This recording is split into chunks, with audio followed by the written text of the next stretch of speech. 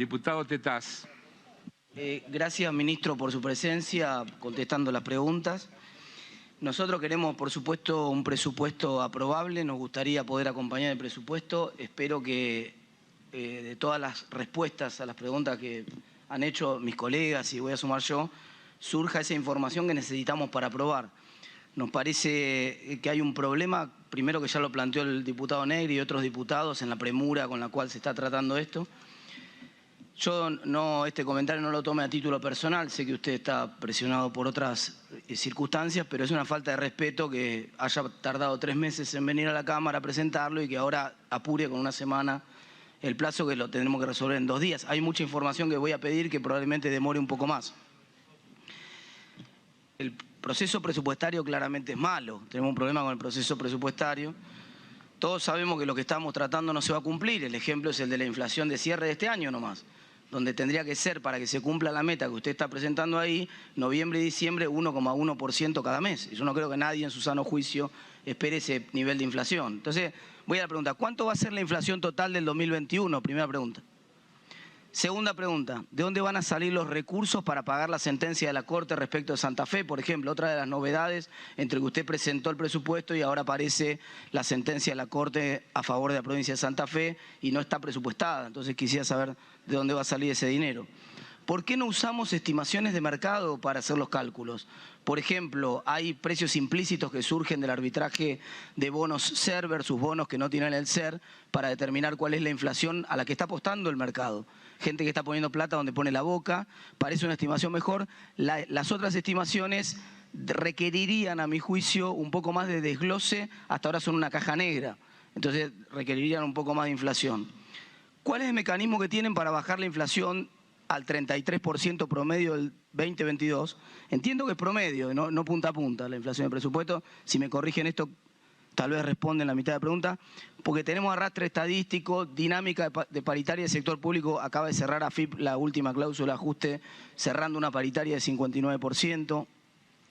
Y además que la inflación, desde que ustedes mandaron el presupuesto hasta acá, se aceleró. Y no hay ahí ningún aumento de precios internacionales, ni ningún factor pandémico, ni nada que explique qué hizo acelerar la inflación desde que ustedes la estimaron hasta este momento. O sea, desde agosto que se hizo el presupuesto hasta ahora en cierre, que sabemos que ya no se va a cumplir lo previsto para 2022. Entonces, ¿qué falló y si esto no amerita una revisión del cierre 2021 y de la estimación 2022? En el artículo 3 del decreto 809 del 2021, algunas reparticiones constituyen aplicaciones financieras gratuitas al Tesoro Nacional. Es una figura que yo no conocía, pero estoy aprendiendo todos estos temas, por 88.000 millones de pesos con créditos no ejecutados en el 2021. Esta es una práctica medio rara, es un maquillaje contable que uno pregunta, ¿es para mostrarle al Fondo Monetario Internacional que sobrecumplimos la meta fiscal del año que viene, a sabiendas de que estamos computándole a este año gastos que se van a efectuar efectivamente el año que viene? En la previsión de desembolsos a los organismos, los famosos 12.000 millones de dólares, me ha dejado medio desorientado, más aún después de la explicación del secretario. Porque, primero, no aparecía en el informe de dónde venía quiénes eran las fuentes otros, ni cuáles eran las negociaciones con esos organismos. Pero además usted hizo referencia a que había sido enviada una nota corrigiendo esa información y resulta que estoy chequeando desde que usted anunció eso y no se ha recibido por secretaría ninguna nota. O sea, la nota donde usted dice que se envió informando eso aparentemente no ha sido recibida o no la tiene nadie. Entonces, ha habido un problema con la transmisión de esa nota que usted dice que corregía la información. Por otro lado, el secretario después dice que en realidad el problema es que hubo un error de cálculo porque no contabilizaron un financiamiento intrasector público. Y eso me genera más duda todavía, porque entonces, ¿qué quiere decir? ¿Que la cuenta fue usada como una cuenta final de redondeo? Digamos que toda la plata que le faltaba al programa directamente se la habían imputado a esa cuenta de 12.500 millones con otros organismos internacionales y que ahora que sabemos que no, que en realidad apareció plata de financiamiento intrasector público, la corregimos. No parece muy prolijo. Quisiéramos una tabla nueva, con la información puntual y el desglose de cada uno de los fondos y omitir, por favor, o explicitar, para hacerlo mejor, cada vez que dice otros, que diga exactamente de dónde viene y en el caso que dependa de negociaciones con el exterior, saber cuál es el estado de esas negociaciones para saber qué estamos aprobando. En el artículo 82 conservan la facultad de emergencia de mantener la sobrealícuota de bienes personales a los activos del exterior. Es decir, que el Poder Ejecutivo disponga las sobrealícuotas. Yo me niego rotundamente a que el Poder Ejecutivo determine ninguna alícuota de impuestos porque no le corresponde constitucionalmente. Alberdi fue muy claro en esto, para evitar justamente el abuso de la suma del poder público que había observado en la figura de Rosas en la provincia de Buenos Aires, le quita al Poder Ejecutivo la facultad de emitir moneda, la de colocar deuda, la de fijar impuestos. Hay que tratar de evitar en lo máximo posible cualquier discrecionalidad para el Ejecutivo, que claramente por todas las comunicaciones que ustedes hacen, y aparentemente está creciendo la economía, según su informe, muy por encima de lo que ustedes incluso preveían, y ya recuperó el estado del 2019, no veo ninguna emergencia. Le pido por favor que retiren el artículo 82, que retiren la excepcionalidad que tiene el Poder Ejecutivo, que retiren todas las excepcionalidades por las cuales el Ejecutivo se arroga facultades que no le corresponden de acuerdo a la Constitución Nacional.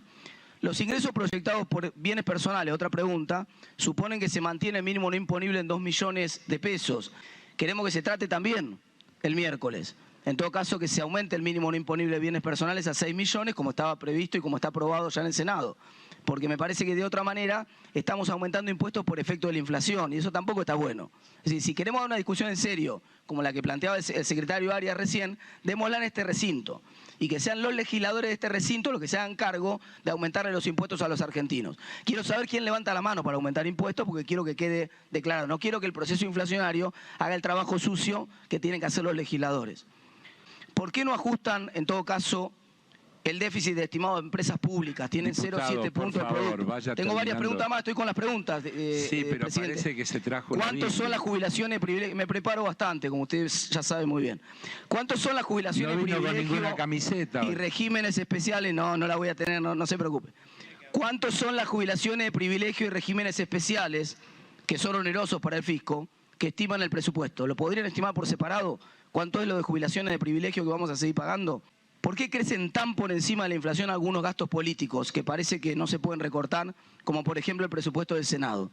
¿Por qué el presupuesto del Senado crece por encima de la inflación, señor ministro? Ahí el secretario hizo un comentario, no van a aumentar las tarifas por encima de la inflación, pero yo le quiero hacer una pregunta concreta, la tarifa promedio. ¿Cuánto va a aumentar la tarifa promedio en la Argentina? Es muy concreta la pregunta, porque de otro modo quiero que brinden un detalle de la tabla de cómo van a ser el comportamiento de los subsidios, pues no da la cuenta. No da la cuenta matemática que haya una reducción nominal de 100.000 millones de pesos en los subsidios con el escenario de inflación que se proyecta, máxime si tenemos en cuenta que está subestimado. No da la cuenta porque la partida que usted hace referencia de la resolución 36, ministro, tiene razón, pero es una partida que ahorra 62.000 millones de pesos. No puede explicar la caída nominal de la magnitud que estamos viendo en los subsidios energéticos. Quisiera saber con precisión la cuenta de esa tabla, cómo se da. Entonces, esa información sería muy bueno. ¿Por qué, por ejemplo, la partida para garrafa social cae de 23.000 millones en el crédito vigente a 20.000 millones en el presupuesto 2022? ¿Hay un ajuste de la tarifa de la garrafa social o hay alguna corrección que se hizo después y que no lo sabemos? En el mismo sentido, si no hay un ajuste previsto y como acaba de reconocer el presidente Heller, cambiaron para arriba las expectativas de ingresos, ¿por qué todo eso no lo incluimos en el presupuesto? Esa es la pregunta, presidente, hacia el ministro. ¿Por qué no incluimos los mayores ingresos que esperamos en la letra del presupuesto? Lo mismo va para el subsidio a transporte que planteaban recién. Si el propio secretario le está indicando al colega que el número está subestimado porque lo van a corregir, corríjanlo ahora y pónganlo en la ley de presupuesto, así podemos votar el número que sabemos que va a haber de subsidio de transporte el año que viene también. Sigo con las preguntas, señor presidente. ¿Cuánto perdió en términos reales la jubilación promedio de diciembre de 2021 versus la de diciembre de 2019? ¿Y cuál es la estimación para diciembre de 2022? ¿Cuáles son las estrategias concretas para recomponer reservas si el presupuesto en todo caso prevé, como acabamos de ver, una apreciación cambiaria? ¿Van a endurecer el cepo? A mí me gustaría un informe también del presidente del Banco Central. Es difícil tomar una decisión sobre el presupuesto sin tener la opinión del presidente del Banco Central sobre este tema. Si efectivamente van a continuar con la apreciación cambiaria que está prevista en el presupuesto, parece incompatible con la idea de recomponer reservas que aparecía acá. ¿Van a incluir algún indicador para medir la productividad del sector público? Primero, tenemos un crecimiento de 105.000 asalariados registrados en el sector público, desde que asumió prácticamente entre septiembre y septiembre, que son los meses comparables del último informe del Ministerio de Trabajo.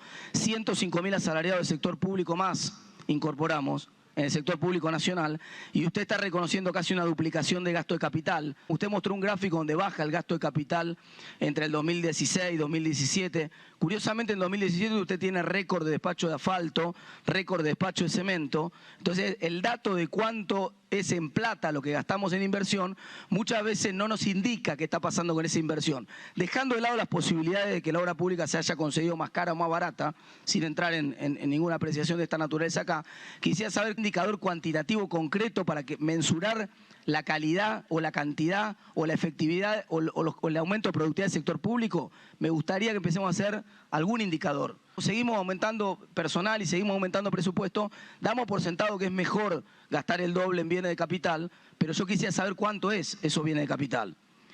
Para el secretario de Energía, ¿cómo van a segmentar las tarifas sin violar el secreto fiscal? ¿Van a usar información que tiene la AFIP o no van a usar información que tiene la AFIP? ¿Cuál va a ser la dinámica con el acuerdo con el Fondo Monetario Internacional? ¿Cada revisión va a volver al Congreso? Finalmente, presidente, finalmente, ministro, el comunicado con el Fondo Monetario Internacional habla de tasas reales positivas, recuperación de reservas. Me gustaría preguntarle al presidente del Banco Central, en línea con la pregunta que le hicieron más temprano, ¿cuánto estima que van a crecer los pasivos remunerados del Banco Central? ¿Y cuánto las reservas? Porque cuando este gobierno asumió, tenían 25 pesos por cada dólar de reserva de pasivos remunerados y el dólar valía 60. Tenían un margen grande para emitir. Hoy tienen 104 pesos por cada dólar de reservas de pasivos remunerados, justamente la cotización del dólar oficial. Ya no tienen más margen para emitir. Entonces quiero saber cómo van a crecer esas dos variables. Me gustaría que estuviera presente el presidente del Banco Central para poder contarlo. Y la última pregunta, ¿crece el salario real? Dijeron ustedes, ¿tienen alguna expectativa de recomposición de salario real? ¿Y cómo piensan en el mismo contexto subir las tarifas? Y esto está relacionado con la pregunta que le hacía antes. Muchas gracias.